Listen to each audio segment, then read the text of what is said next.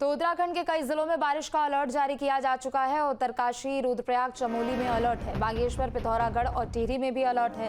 तो वहीं अल्मोड़ा, चंपावत और नैनीताल में भी येलो अलर्ट जारी किया गया है। इसके अलावा आकाशीय बिजली चमकने की संभावना है। 40 किलोमीटर प्रति घंटे की रफ्तार से हवा चलने की उम्मीद भी है। तो उत्तराखंड में मौसम का मिजाज बदल रहा है। पहाड़ पर बारिश का येलो अलर्ट जारी किया गया है और कई जिले हैं जिसे लेकर चेतावनी जारी की गई है। अल्मोड़ा, चंपावत, नैनीताल, बागेश्वर, टिहरी, पिथौरागढ़ और साथ ही रुद्रप्रयाग, उत्तरकाशी और चमोली, जहां बारिश को लेकर अलर्ट जारी किया गया है और इसके अलावा कुछ जिलों में येलो अलर्ट जारी किया गया है।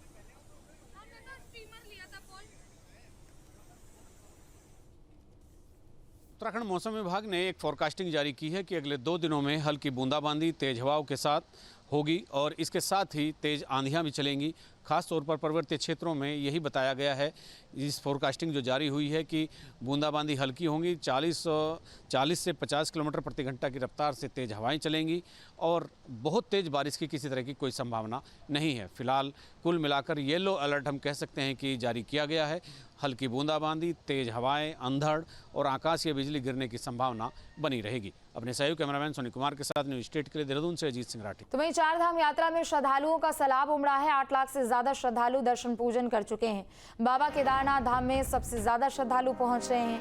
केदारनाथ धाम में 3,35,000 से ज्यादा श्रद्धालु अभी तक पहुंचे हैं। बद्रीनाथ की बात करें तो यहाँ 1,93,000 से ज्यादा श्रद्धालु पहुंचे हैं। यमुनोत्री धाम में 1,49,000 से ज्यादा श्रद्धालु पहुंचे।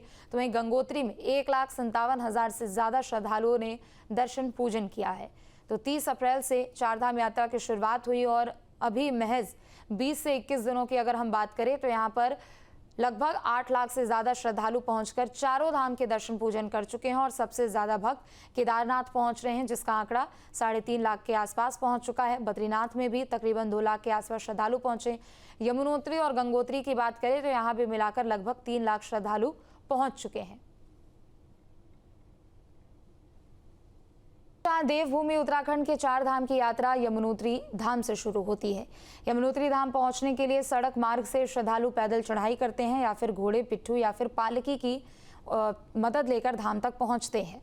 यमुनोत्री धाम मां यमुना को समर्पित है, जिन्हें सूर्यदेव की पुत्री और यमराज की बहन और भगवान कृष्ण की पत्नी भी माना जाता है। रिपोर्ट देखिए।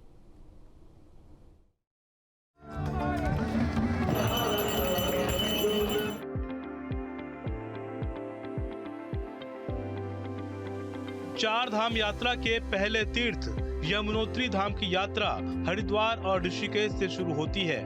यात्रा के पहले हरिद्वार और ऋषिकेश में गंगा आरती में शामिल होने का अवसर मिल जाए तो ये और भी अच्छा माना जाता है। हरिद्वार में हर की पौड़ी तो ऋषिकेश में त्रिवेणी घाट की गंगा आरती में बड़ी संख्या में श्रद्धालु जुटते हैं। आधे घंटे तक चलने वाली गंगा आरती से मन मंत्र मुग्ध हो जाता है। मां गंगा को पुष्प और दीप प्रज्वलित करके उनसे यात्रा पर जाने की अनुमति मांगी जाती है। हालांकि कुछ लोग सीधे यात्रा पर रवाना हो जाते हैं, लेकिन ये अपनी श्रद्धा पर निर्भर करता है। भगवान विष्णु के बैकुंठ धाम का ये प्रवेश द्वार माना जाता है।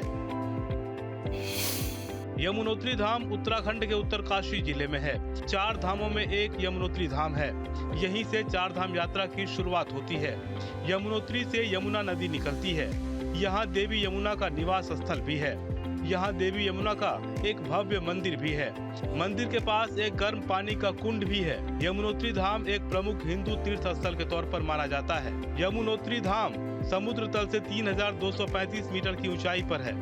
हरिद्वार से सुबह 6 बजे यात्रा शुरू करें तो शाम 6 बजे तक यमुनोत्री धाम के पहले जानकी पट्टी का पड़ाव आता है। यहाँ से अगले दिन 6 किलोमीटर की पैदल यात्रा शुरू होती है। जानकी चट्टी से यमुनोत्री धाम की यात्रा शुरू हो गई और इस समय हम उसी यात्रा में हैं। देखिए, ये जो पैदल जाने का रास्ता है ये सीधा यमुनोत्री धाम तक जाता है। 4 धामों में से पहला पड़ाव यमुनोत्री धाम का है और ये काफ़ी महत्वपूर्ण है कि यहीं से इस यात्रा की शुरुआत होती है। मेरे दाएं तरफ आप देखेंगे जो यमुना है वो बह रही हैं और यमुना के रास्ते किनारे किनारे हम इस यात्रा में चल रहे हैं।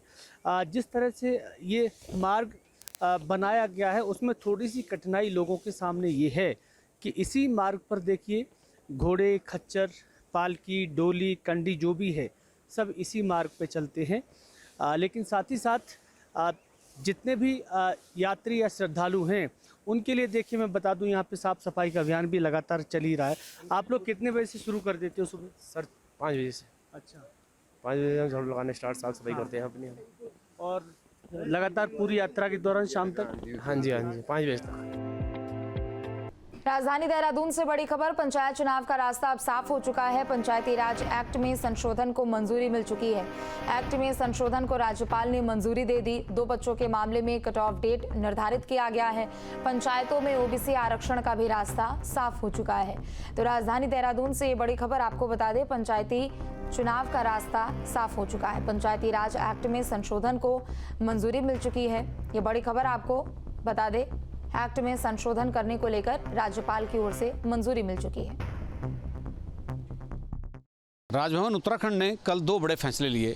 पंचायती राज संशोधन अधिनियम का जो एक विधेयक राजभवन में कई दिनों से लटका हुआ था उसको मंजूरी दे दी है और उसके मंजूर होने के बाद अब उत्तराखंड में 3 बच्चों वाले लोग भी पंचायत का चुनाव लड़ सकेंगे।